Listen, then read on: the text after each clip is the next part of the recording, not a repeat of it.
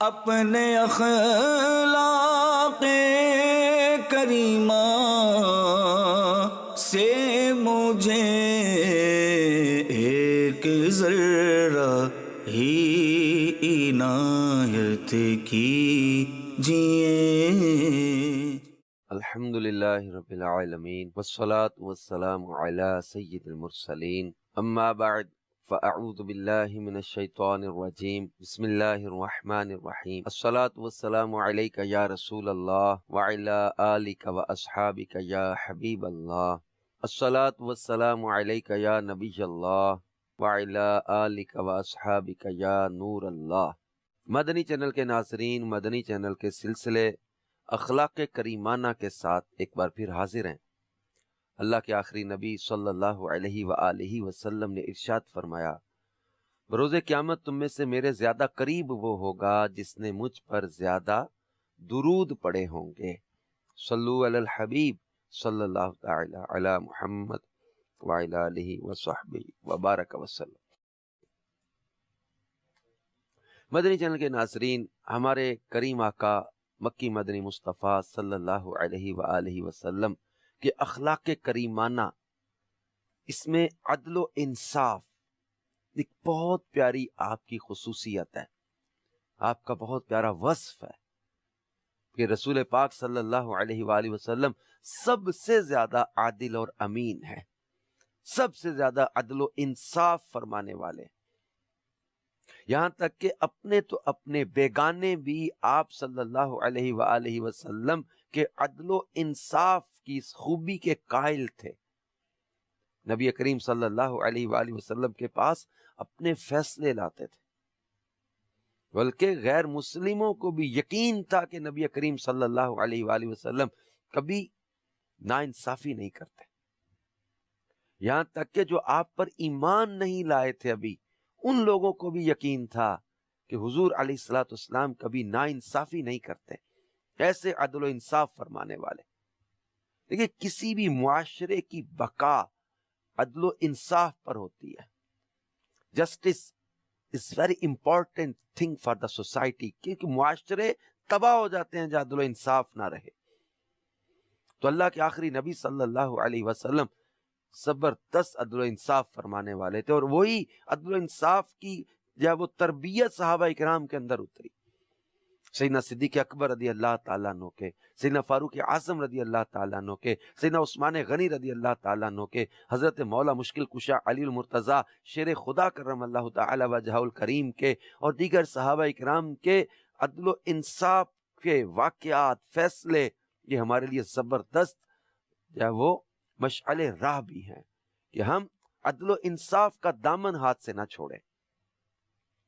نبی کریم صلی اللہ علیہ وسلم کے عدل و انصاف کا تو کیا کہنا کہ شیر خارگی کے عالم میں جب پہلی بار سیدہ حلیمہ سعدیہ رضی اللہ تعالیٰ عنہ نے آپ کو گود میں لیا تو آپ نے تو اس وقت بھی عدل و انصاف کا مظاہرہ فرمایا، اور حضرت حلیمہ سعدیہ کے جو بیٹے تھے، آپ کے دو شریک بھائی جو تھے، ان کے لیے آپ نے ایسا عدل فرمایا کہ حضرت حلیمہ سعدیہ رضی اللہ تعالیٰ نے خود اس کا اظہار فرمایا۔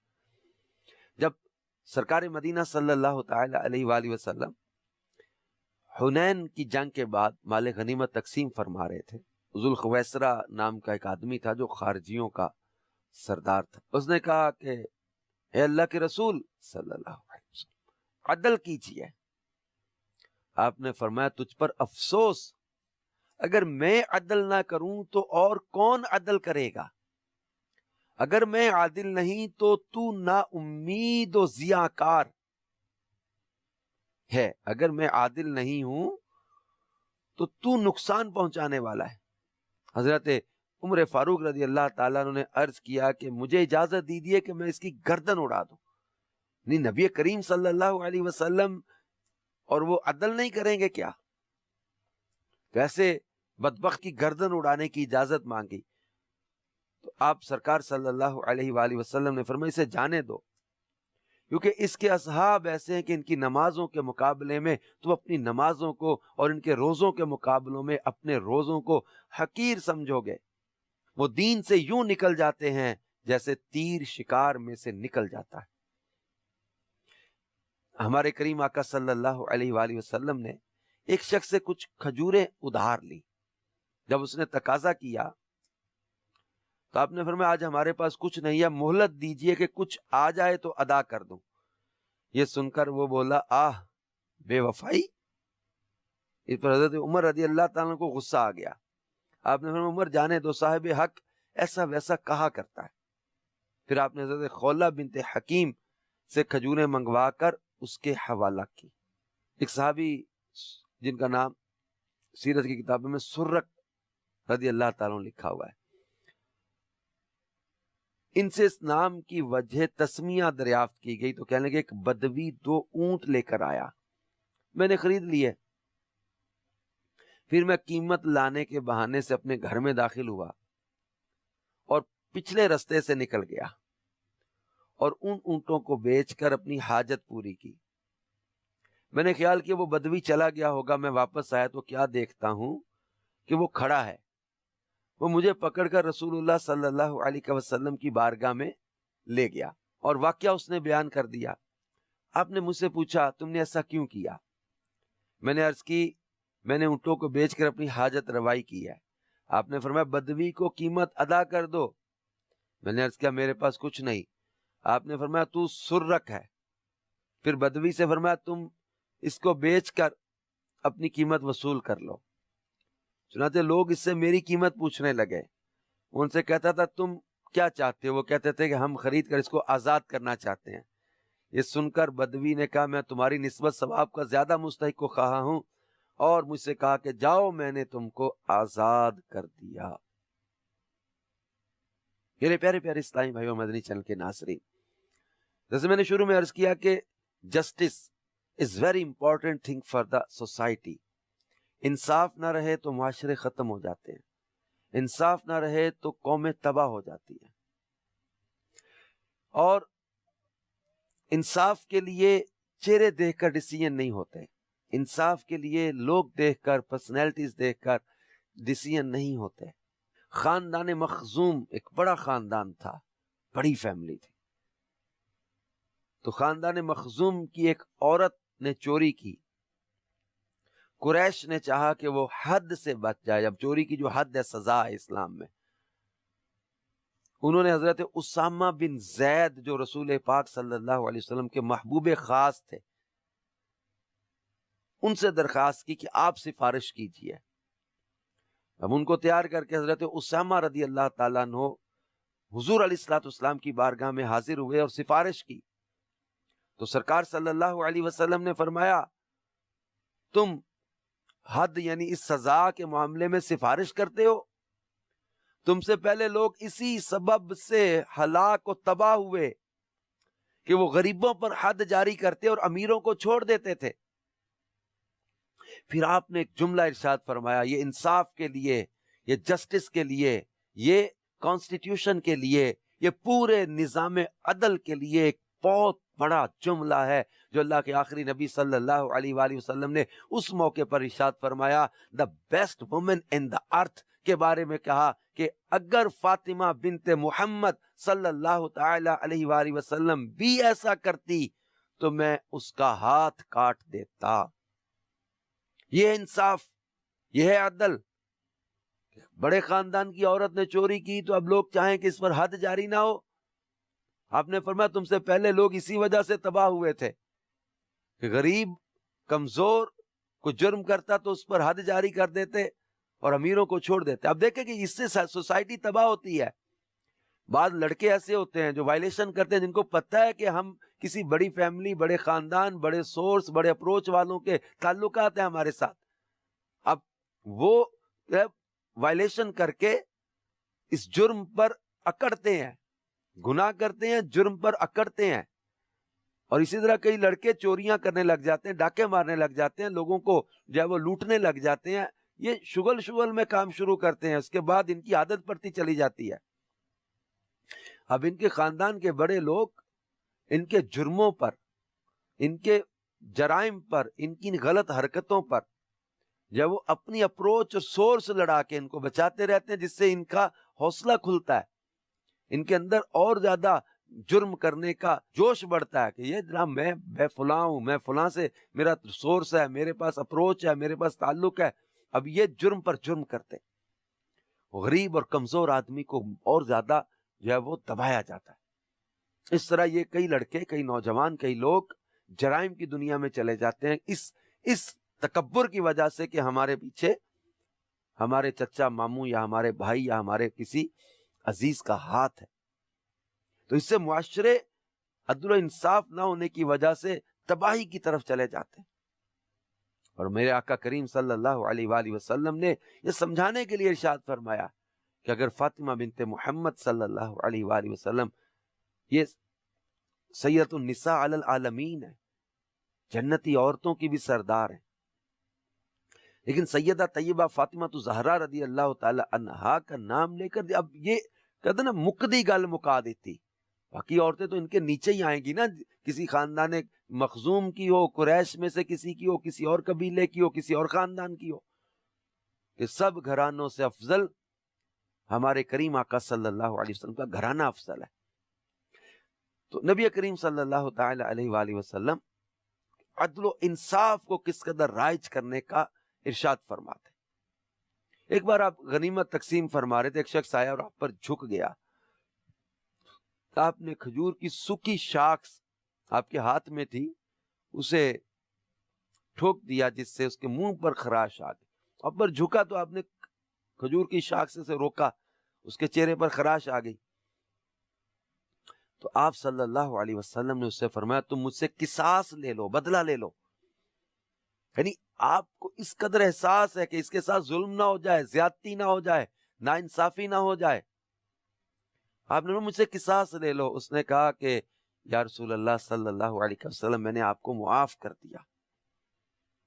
ایک بار صفیں بنائی جا رہی تھی، حضرت سواد بن غزیہ انصاری صحابی تھے، سب سے آگے نکلے ہوئے تھے. ایک تیر کی لکڑی سے ان کے پیٹ پر آپ نے رکھ کے فرمایا کہ اے سواد برابر ہو جاؤ. اس پر حضرت سواد نے آپ سے عرض کی کہ مجھے قصاص چاہیے کہ میرے پیٹ پر آپ نے یہ تیر کی لکڑی سے جو ہے وہ ٹھوک کے یا وہ مجھے چبھن ہوئی ہے، مجھے اس کا بدلہ چاہیے. آپ نے فوراً اپنا شکم مبارک سے کپڑا چادر ہٹا دی، فرمایا قصاص لے لو، بدلہ لے لو. اور پھر ان کا کیا انداز تھا، وہ تو لپٹ گئے تھے اور بوسہ لیا تھا اور کیا تھا کہ میں تو چاہتا تھا کہ اپنے آپ کو جہنم کی آگ سے بچا لوں، آپ کے جسم عطر کا بوسہ لے لوں.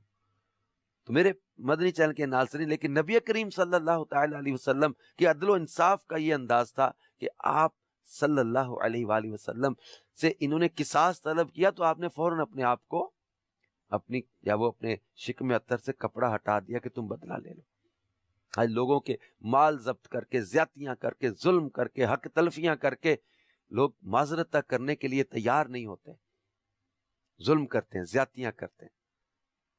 ہمارے کریم آقا صلی اللہ علیہ وسلم کی مبارک یہ ادا ہے، یہ حسن اخلاق میں سے ہے، یہ اخلاق کریمانہ میں سے ہے، عدل و انصاف کرنا. اللہ کے حبیب علیہ الصلوۃ والسلام کو آپ کی جان کے دشمن بھی جو ہے وہ صادق اور امین کے لقب سے پکارتے تھے کہ آپ کے پاس اپنی امانتیں رکھوایا کرتے تھے. اور ایک بار سرکار مدینہ صلی اللہ تعالی علیہ وآلہ وسلم کے بدن مبارک پر ایک جوڑا کتری موٹے کپڑے کا تھا. جب آپ بیٹھتے تو پسینے سے بوجھل ہو جاتا ہے. ایک یہودی کے ہاں شام سے کپڑے آئے، ملک شام سے. حضرت عائشہ صدیقہ نے عرض کیا کہ آپ کسی کے ہاتھ سے ایک جوڑا قرض منگوا لیں. جب آپ کا آدمی یہودی کے پاس پہنچا تو اس نے کہا میں سمجھا مطلب یہ ہے کہ وہ میرا مال یا دام یوں ہی اڑا لے معاذ اللہ. آپ نے سن کر فرمایا اس نے جھوٹ کہا، اس سے معلوم ہے کہ میں سب سے زیادہ پرہیزگار اور سب سے زیادہ امانت کا ادا کرنے والا ہوں. ہمارے آقا صلی اللہ تعالی علیہ وآلہ وسلم تو سخی ہیں، سخاوت والے ہیں، اور سرکار مدینہ صلی اللہ علیہ وسلم تو عدل و انصاف کرنے والے. اور یہ جو مشہور واقعہ کتابوں میں ہے کہ جب نبی کریم صلی اللہ علیہ وسلم نے اعلان نبوت سے پہلے کعبے کی تعمیر کا سلسلہ جاری تھا، حجر اسود کو جب نصب کرنے کا وقت آیا تو قبائل میں جھگڑا ہوا کہ ہر قبیلہ یہی چاہتا تھا کہ حجر اسود اٹھا کر ہم اس کی جگہ پر رکھیں گے، یعنی یہ اعزاز تھا۔ تو بہت جھگڑا اور فساد ہونے لگا، تو آپس میں کچھ طے ہوا کہ کل صبح جو حرم میں سب سے پہلے داخل ہو وہ ثالث بنے۔ اتفاقاً اس دروازے سے جو سب سے پہلے داخل ہوئے تو ہمارے آقا صلی اللہ علیہ وآلہ وسلم تھے۔ آپ کو دیکھتے ہی سارے پکار اٹھے، ھذا الامین ردینا ھذا محمد صلی اللہ علیہ وسلم، یہ امین ہے، ہم راضی ہیں، یہ محمد ہیں صلی اللہ علیہ وسلم۔ یعنی آپ کے ڈیسیژن پر ان کو اتنا اعتماد تھا سارے قبیلے والوں کو کہ یہ ناانصافی نہیں کریں گے، یہ بددیانتی نہیں کریں گے، یہ خیانت نہیں کریں گے، یہ کسی کی ناجائز طرفداری نہیں کریں گے، یہ عدل و انصاف کے تقاضے پورے کرنے والے ہیں۔ ھذا الامین، یہ امین ہے، ردینا ھذا محمد، ہم راضی ہیں کہ یہ محمد صلی اللہ علیہ وسلم ہے۔ جب انہوں نے آپ سے یہ معاملہ ذکر کیا کہ کل یہ مسئلہ ہوا تھا، جھگڑا ہوا تھا، فیصلہ یہ ہوا تھا کہ جو سب سے پہلے حرم میں داخل ہوگا تو وہ یا حجر اسود والے اس کے نصب کرنے کا معاملہ اس کے ذمے ہوگا، تو جب یہ معاملہ ذکر کیا تو آپ نے فرمایا چادر بچھائیں، چادر بچھائی۔ اب دیکھیں آپ صلی اللہ علیہ وسلم نے قریش کے سرداروں کو جھگڑے سے، لڑائی سے بھی کیسے بچایا، کیسا پیارا انصاف کیا، کیسا پیارا فیصلہ کیا، کیسا پیارا جو ہے وہ انداز اختیار کیا۔ آپ نے چادر بچھا کر حجر اسود کو اس میں رکھا، پھر فرمایا کہ ہر طرف والے ایک ایک سردار کا انتخاب کر لیں، ہر ایک قبیلے والے اپنا ایک ایک سردار چن لیں۔ سردار چنے، انتخاب کیا، فرمایا سارے سردار آئیں، وہ چاروں سردار چادر کے چاروں کونے تھام لیں اور اس طرح حجر اسود کو اوپر اٹھائیں، یعنی یہ چاروں اٹھا رہے ہیں۔ جب چادر مقام نصب کے برابر پہنچ گئی تو سرکار مدینہ صلی اللہ علیہ وسلم نے اپنے دست مبارک سے حجر اسود کو اٹھا کر دیوار کعبہ میں نصب فرما دیا اور وہ سب خوش ہو گئے۔ ایک بہت بڑی لڑائی آپ نے ٹال دی اسے پیارے فیصلے سے، ایسے پیارے انداز سے۔ تو ہمارے آقا کریم صلی اللہ تعالی علیہ وآلہ وسلم عدل و انصاف کا اور امانت کا حکم دیتے تھے، کسی کے ساتھ ناانصافی کو، کسی کے ساتھ ظلم و زیادتی کو پسند نہیں فرماتے تھے۔ اور آج ہمارے بہت سارے لوگ بہت سارے معاملات میں اس مبارک ادا کو بھولے ہوئے ہیں، اس مبارک سنت کو بھولے ہوئے ہیں۔ ہمیں گھر سے لے کر آفس، آفس سے لے کر اپنی معاشرتی زندگی میں ہر جگہ عدل و انصاف کے تقاضوں کو سامنے رکھنا ہے۔ دیکھیں ایک تو ایک پورا سسٹم بنا ہوا ہے کہ کوئی فیصلہ ہے، ڈیسیژن ہے، وہ عدالت میں جاتا ہے، کورٹ میں جاتا ہے۔ دیکھیں ایک کورٹ کا نظام اپنی جگہ ہے، ہم اپنے گھر سے لے کر، دیکھیں بیٹا ہے بیٹی ہے، ان میں دو بیٹے ہیں، ان میں اولاد ہے، ہمسائے ہیں، ہمارے معاشرتی حقوق ہیں، ہمارے اوپر ریاست کے حقوق ہیں، ہمارا معاشرہ ہے، ہمسایوں کے حقوق ہیں۔ بہت ساری چیزیں معاشرے میں ایسی ہیں جہاں پر لوگ ناانصافی کر رہے ہوتے ہیں، حق تلفیاں کر رہے ہوتے ہیں، کسی کا ظلم کر رہے ہوتے ہیں۔ چھوٹی چھوٹی باتوں کو بھی ہمیں سامنے رکھنا ہوگا۔ ایک آدمی ہے، اس کی پارکنگ کی جگہ مخصوص ہے، یا اس نے پیڈ پارکنگ لی ہوئی ہے، رینٹ پہ پارکنگ لی ہوئی ہے، اب کوئی آ کے اپنی گاڑی وہاں پارک کر دیتا، آپ خود غور کریں کہ اس کے ساتھ اس نے ناانصافی نہیں کیا، اب وہ کہاں پارک کرے؟ یہی گلی کسی کے گھر کے آگے کوڑا پھینک دینا، پان کی پیک کسی کی دیوار پہ پھینکتے رہنا، کوئی کسی قسم کا اشتہار لا کے کسی کی دیوار پینٹ کی اس پر لگا دینا، کسی کا لان، کسی کے گھر کے باہر گرینری ہے اس کو خراب کر دینا۔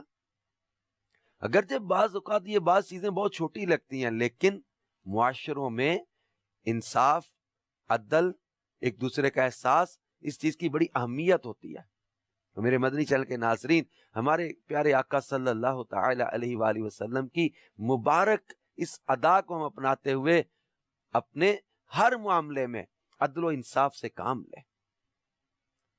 اور یہی چیز تھی عدل و انصاف کی، یہ پاکیزہ ادا صحابہ کرام کے درمیان اتری تھی، ایک منافق کا ایک غیر مسلم کے ساتھ، یعنی کلمہ پڑھنے والا آدمی مگر وہ اندر سے منافق ہے، اس کا ایک غیر مسلم کے ساتھ ایک تنازع ہے، کوئی معاملہ ہے، اب کلمہ پڑھنے والا یہ کہہ رہا ہے کہ فلاں غیر مسلم ہے، اس سے فیصلہ کرواتے ہیں، کعب بن اشرف سے، اور جو غیر مسلم ہے یہ کہتا ہے کہ حضرت عمر فاروق رضی اللہ تعالیٰ عنہ سے فیصلہ کرواتے ہیں۔ اب غور کریں کہ غیر مسلم ہے، وہ اسلام میں نہیں ہے، لیکن اس کو یقین ہے کہ حضرت عمر رضی اللہ تعالیٰ عنہ عدل کریں گے، انصاف کریں گے، ناانصافی نہیں ہوگی، یہ اپنا کلمہ پڑھنے والے کی سائیڈ نہیں لیں گے ناجائز، جو حق پر مبنی فیصلہ ہوگا وہ کریں گے۔ وہ جو کعب بن اشرف تھا وہ رشوتیں لے کے فیصلے کرتا تھا، اب وہ جو کلمہ پڑھنے والا بندہ تھا اس کو یہ تھا کہ میں رشوت دے کے فیصلہ اپنے حق میں کروا لوں گا۔ نبی کریم صلی اللہ تعالی علیہ وسلم کی بارگاہ میں پہلے فیصلہ لائے تھے، نبی کریم صلی اللہ تعالی علیہ وسلم کی بارگاہ میں جب فیصلہ لائے تو حضور علیہ الصلوۃ والسلام نے دونوں کی بات سن کے جو غیر مسلم تھا اس کے حق میں فیصلہ دے دیا۔ یہ بات غور طلب ہے مدنی چینل کے ناظرین، ایک شخص کلمہ گو ہے لیکن وہ اس معاملے میں حق پر نہیں ہے، ان کا جو کاروباری یا جو بھی معاملہ تھا اس میں وہ حق پر نہیں ہے، حضور علیہ الصلوۃ والسلام نے عدل کے تقاضے پورے کیے اور غیر مسلم کے حق میں فیصلہ دیا۔ اب جب آئے تو پھر وہ کہنے لگا حضرت عمر سے فیصلہ دوبارہ کروا لیتے، حضرت عمر نے جو فیصلہ کیا تو پھر وہ تاریخ کی کتابوں میں مشہور ہے کہ فرمایا جس کو میرے کریم آقا صلی اللہ تعالی علیہ وسلم کا فیصلہ منظور نہیں، اس کا فیصلہ عمر کی تلوار کرتی۔ نبی کریم صلی اللہ تعالی علیہ وسلم نے ایسے فیصلے کیے، صحابہ اکرام نے ایسے فیصلے کیے، اگرچہ بظاہر اپنے کسی قریبی کا نقصان بھی ہوتا ہو لیکن جو عدل کا تقاضا ہے وہ پورا کیا گیا۔ حضرت عمر رضی اللہ تعالیٰ کے دربار میں آپ کے بیٹے کے لیے فیصلہ لایا گیا تھا اور جو حق پر تھا آپ نے اس کے لیے فیصلہ فرمایا تھا۔ معاملات ہو جاتے ہیں، کاروباری معاملات ہو جاتے ہیں، لین دین کے معاملات جو ہو جاتے ہیں، چیزیں ہو جاتی ہیں، لیکن خاندان کے بڑے ہوں، کوئی پنچایت والے ہوں، سردار ہوں، کسی کے ذمے کو فیصلہ ثالث بنایا جاتا ہے تو جھکاؤ نہیں ہونا چاہیے، ناانصافی نہیں کرنی چاہیے، انصاف کے تقاضے پورے کرنے چاہیے۔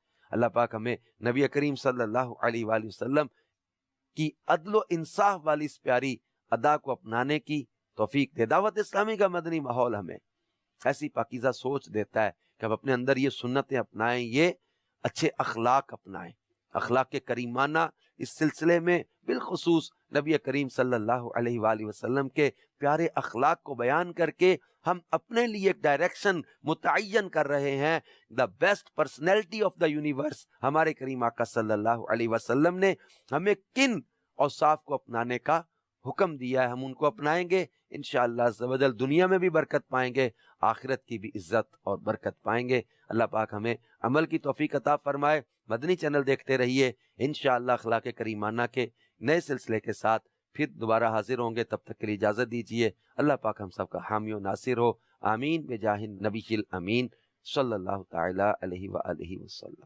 اپنے اخلاق کریمہ سے مجھے ایک ذرہ ہی عنایت کیجئے